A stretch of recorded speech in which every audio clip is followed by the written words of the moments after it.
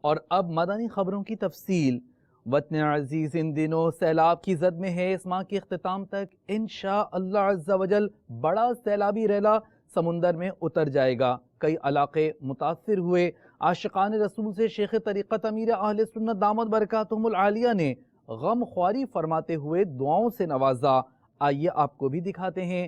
آفات سے بچنے کی دعا بھی کرتے رہیے۔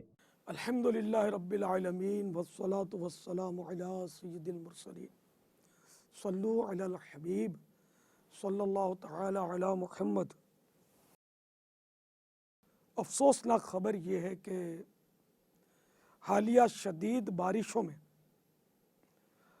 ہمارے وطن عزیز پاکستان کے مختلف حصوں میں مثلا چترال، خیبر پختونخوا، لیا پنجاب، پھر باب الاسلام سندھ کے سکھر، بلوچستان اور مختلف مقامات پر سیلاب نے تباہی مچا رکھی ہے۔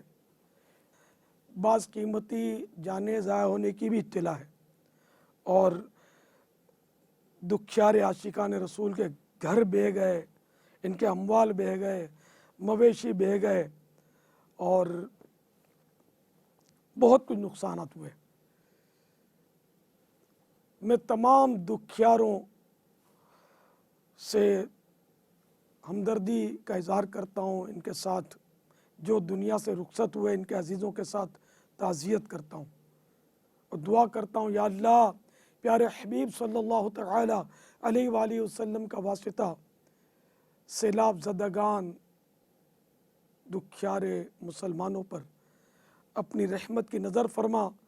جو وفات پا گئے انہیں بے حساب مغفرت سے مشرف فرما۔ جو لاپتہ ہیں انہیں اپنے عزیزوں سے خیر و عافیت کے ساتھ ملا۔ الہ العالمین جن کا جو نقصان ہوا یا اللہ اس کا نعم البدل عطا فرما۔ یا اللہ تمام ہی مسلمانوں پر، تمام ہی عاشقان رسول پر رحم و کرم فرما اور اس آفت سے نجات عطا فرما۔ میرے مولا ہم مسلمانوں کو توفیق دے کہ ہم اپنے ان دکھیارے عاشقان رسول کی امداد کریں۔ آمین بجاہ النبی الامین صلی اللہ تعالی علیہ وآلہ وسلم۔ صلو علی الحبیب صلی اللہ تعالی علی محمد۔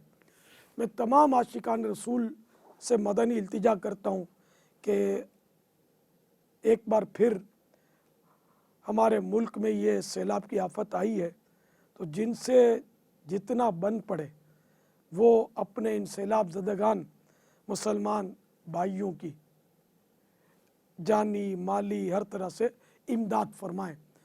اللہ تعالیٰ اس کا آپ کو اجر عظیم عطا فرمائے۔